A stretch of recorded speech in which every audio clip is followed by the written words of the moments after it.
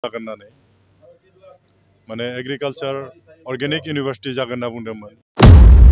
जों नुनो मोनबाय जे उदालगुरियाव बिसेस करि बिथांमोना बुंदोंमोन सेन्ट्रेल इउनिभार्सिटि जागोन होननानै, NIT जागोन होनना बुंदोंमोन आरो बिदिनो गुबुन गुबुन अनुस्थान प्रतिष्ठान बिथांमोना उदालगुरियावहाय जागोन होनना बुंदोंमोन। मोनसेबोथ' जों नुवाखै सारि बोसोराव। भैरबकुन्द समस्थियाव गेलेनायनि थाखाय रेडि जानानै थाबाय बिथां रिहन दैमारि सारा। बिथाङा जेब्ला देरहादों मा मावदों मा मावाखै नंगौ रायजो राजायाबो नुदों आरो लोगोसे मोनथिदों। बे गबिन्द सारखौ देरहाहोथारनाया BTR एकर्डनि माखासे एकर्ड खालामथारनायनि मुङाव सागान होथारनायनि मुङाव देरहानायसो बियो, बाद बाखि जेबो गैया। बा माखासे खामानिखौ मावनो हागोन बा मोजां मावगोनदां होननानैसो बिथांखौ देरहाहोनायमोन बा बिखौ इलेक्सन गेलेथारनायमोन, बाद बाखि जेबो गैया। इमप्लिमेन्ट BTR एकर्ड दफानि माखासे इमप्लिमेन्टनि खेथ्रआवथ' गोबाङाबो बुंदों, गोबां दैदेनगिरियानो बुंदों BJP गभर्नमेन्टआ सेन्ट्रेलनियासो जा खालामबा खालामनो हायो, खालामबा बिसोरो गोसोबानो बारा सम नाङा बे इमप्लिमेन्ट खालामनो थाखाय। हाइस्ट नांगोन सप्ता खनसे, बेयावनो कमप्लिटबो जागोन। आरो माथो बेसे गिदिर माबा दं, दफा दं। बरंस बावहाय जुदि BTR एकर्डनि माखासे दफाफ्रा इमप्लिमेन्ट जाजोबा जों जाथि हिसाबै माखासे बिथिङाव खहासो दङ होननानै आं सानो। माब्रै जेसेबां क्लज दङना, जेसेबां आर्टिकेलफोर दं, जेसेबां माबाफोर दङ, नों बहाबा दफाया दरजाया बन्द दंथारोमोन। माब्रै एकदम टटेलि तालाया मारिजोबथारनायमोन। किन्तु नैबे BTR एकर्डनि दफायाव प्राय आर्टिकेलानो जेसेबां माबाफोर दङ बेफोरो दरजाया इसे खेंना दोनजोबनाय, जाहाथे बे दरजायाव मानसि हाबलांनो हानायनि इसे गेंजोबनाय गोजा। थ' मोनसेल' क्लजआ एकदम ताला मारिखाथारनाय, NDFBआ आरो फिन सोमावसारफिननो हानाय नंला होननानै मोनसे थे मारिनानै होखाथारनाय दं। बे मोनसेल'नो क्लजआ गोरा, बाद बाखिया गासैबो गुरै गोजा। बे इमप्लिमेन्टखौ जुदि फुरा खालामहैजोबोबा आरो जाजोबथारोब्लाना आं सानो जोंनि जाजोबनायाबो मोजां, नायनायाबो मोजां। क्लजआ जुदि गासैबो जाजोबोबा मोजां, जाजोबनाङा आं बेखौ बुङा, जाजोबनांगौ, इमप्लिमेन्ट जाजोबनांगौ। सिमा बारायनाय बेफोरो बारायजोबनांगौ। जों दफा बायदि गामि दानख'नाय बेफोरबो जाजोबनांगौ। गामि दानख'खांनायनि उनाव मा जायो नायदो बिनि उनावहाय। दानो जोंनि जायगायावनो बर' जाथि गबेक होनजायोब्ला आरोबाव इमप्लिमेन्टआ जुदि फुरा जाजोबोब्ला मा जाहैगोन? बर' जाथि आउट, नोंसोरना बेवहाय जेबो थागिबि नङा, नोंसोरो बर' हारिफ्रा थागिबि नंखाया। नोंसोर मंगलियान गोष्टी खुन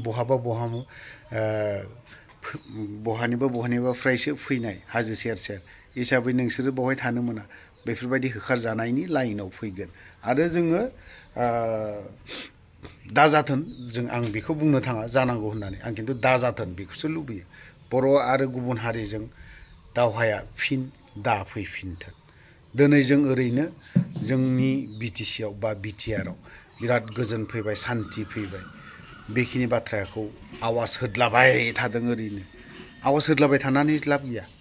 गोजोना जुदि फैदोंबाना गासैबो बिथिङावनो अनलि सोरबा सासेयाल'नो सेहेरा खालामना लानानै, नङा होमबा, बिराद सेहेरा खालामना लानानै जेबो लाब गैया। सेहेराया जों साथाम साब्रैसोआ जादों जों बर'फोरनि गेजेराव, खिन्थु सेहेराया बे गावनि बेक्ति सेहेरासो खालामना लादों।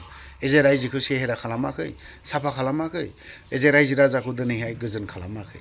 दिनै नों मोनसे नेसनेल पार्कनि गेजेराव बाथ्राखौ बुं, गोबां दैदेनगिरिया बुंदों जोंनाव नेसनेल पार्क जाबाय, नङा, नंगौ, जायगा लायै जायगा जानांगौ, खना खनला जोंनाव जानांगौ, नेसनेल पार्कआबो जानांगौ, जाद्राया नङा।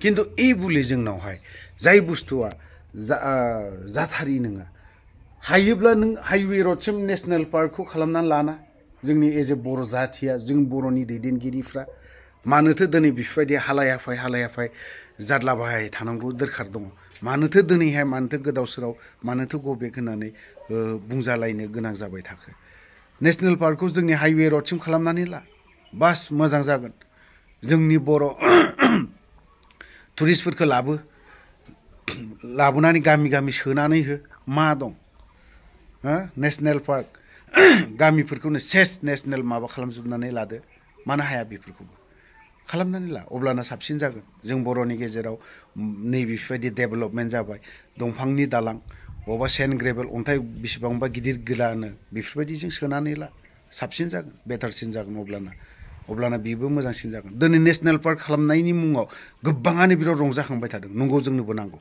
नेशनेल पार्क खालामनायनि उनावहाय गो बेक धनि होजायोबा बेसेबां दुखु नांथावना जायगा जायगा दिनै होखारजादों मा जादों सिफाय जादों दिनै बेफोर बाथ्राखौ बुङोब्ला बेफोर खोथाखौ जुदि एरखांनानै होबावोब्ला बेनोथ' हाग्रा सिफायनो होनायनि धान्दासो लादों बे खोथाखौ एनकारेज खालामनानै होदों बे खोथाखौसो बुजिहैगोन खिन्थु लाब गैयाथ' लाजिनानै लाब गैया बा गिनानै बा फावसायनानै एफाराब दुरबलथा जानानैबो लाब गैया जोंनाव दुरबलथाया रासिन दुरबलथाया सब समाय सासे कयेकजन दैदेनगिरिया बुंदों येस मेनल' होननानै बुंदों नंखागौबो बियो दिल्लीयाव थांबाथाय जेरावबो येस मेन आसाम नैबे एसेमब्लियाव थांहोन बावहायबो गासिबो नहय सार धन्यबाद जेरावबो जानायनि लोंनायनि माबा माबि खालामनाय धन्यबाद बिदिजों होनबाय थानानैबो लाब गैया जों जेखियानो जाया रिहन दैमारि सारनि माखासे बाथ्रा बुंनाय गबिन्दआ 100% बेबाराव जेननायनि लाइनाव दङ बिनि गियान आखल आखु ना बिनो दिनै रायजो राजानो थाखाय मोजाङै फेजेनना लानायनि गियानखौ खोन्थानानै लादों भैरबकुन्द समस्तियाव आंबो भैरबकुन्द समस्तियाव थायाखै नङा थादों जेब्ला सनाय केम्प जादों अब्लाना आंबो कयेक दिनसो केम्पआव थानानै गामि ओनसोलाव एसे हाबनानै बा मोनथिबोदों भैरबकुन्दआवहाय रिहन दैमारिनि बेसेबां मा दङ बेसेबां मा फिल्ड दं बेखौ जोंबो नायबोदों मोनथिदों अनलि देरहाथारदों गबिन्दआ एनडिएफबिनि एकर्डनि मुङावहाय 5 बोसोर सालायथों नायनि रायजो राजाफ्रा बेखिनिखौ नायखादोंबो आरो नुबायबो मोनबायबो मोनथिबायबो बिनो लास्ट आरो बिनो फार्स्ट बिनो गैला बिनो देरहागोना एकदम चान्सआ गैखाथारा जोबनायनि लाइनावसो बिनिया पलिटिक्सआनो बिनि उनावलाय माफोरबायदि लावखारफोरबायदिसो जानानै थागोन सैमा मासेबो हाबैबावनाय नङा मानसि सासेबो थांहैनाय नङा बिनि न'आवहाय थ' गोलाव बाथ्रा बुंबाय रिहन दैमारि सारनि माखासे बाथ्राफोरखौ खोनासंनानै लानि जोंनि बिपिएफ राजनिति हान्जानि सेन्ट्रेल कमिटियाव जों सावरायनाय जादोंमोन माखासे जोंनि सिनियर पार्टि वार्कारफोर बे बिसायख'थियाव गेलेनांगौ आरो जोंनि सेन्ट्रेल कमिटिनि बिथोन बायदियै आंबो भैरबकुन्द बियाबाव गेलेनो थाखाय इतिमধ্যे थाम-थिम जाबाय गेलेनाय खाथांसै इतिमধ্যे फाइनाल सिद्धान्त जाबाय बेनि बिसार उत्तरखौथ' आं होनांगौ होननानै आं अनुभब खालामाखै रायजो राजाफ्रा बिसार खालामगोन आं 20 बोसोराव मा मावदों मावाखै रायजोफ्रा गासिबो नुखासिनो दं बेखौ रायजोफ्रा बिनि उत्तरखौ रायजोफ्रा होगोन जोंथ' बुंबाय थादों गुबुन गुबुन समावबो जों बुंदों बिटिआर सुक्ति बायदियै जिफोर क्लजेसफोर दङमोन बे मोनसेबो क्लजआ माने फुलफिल जायाखै माने इमप्लिमेन्ट खालामनो हायाखै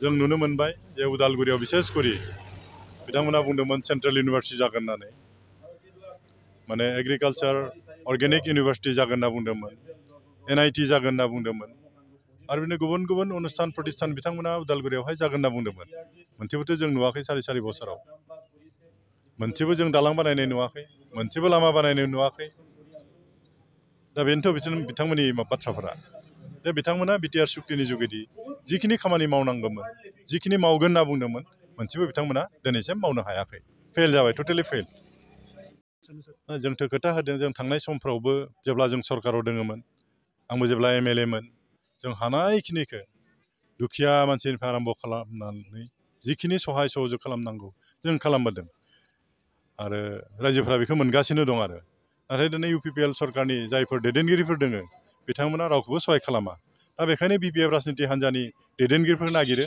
BPF सरकारखौ नागिरो आरो जोंबो खोथा होदों जों जुदि सरकाराव होयोब्ला सिगां समफ्राव जिबायदि खामानि मावबोदोंमोन इयुननि समावबो जों बेबायदिनो खामानि मावगोन रायजो राजाफ्रा जोंनिफ्राय गोबां सहाय सहयोगखौ मोनगोन आरो